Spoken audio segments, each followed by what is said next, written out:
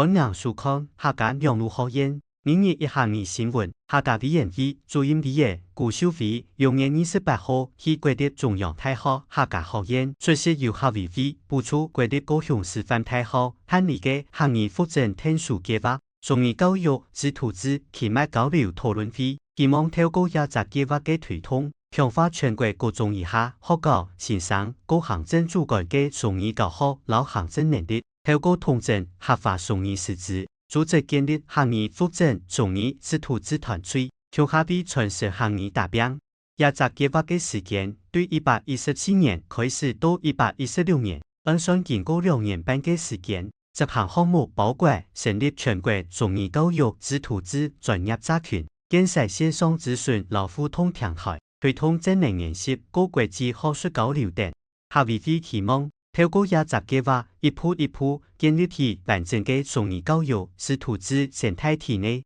本年發展唔但強推政策，還特變成社群老經人向下參加嘅行動實踐。以上係客家兩路學院嘅報道。接下來會教大家根本日嘅明日一行年就係教育，也下嘅也愛當從事大細嘅教育，也下嘅也愛當從事大細嘅教育，唔好為忙啊！下禮拜爭來了。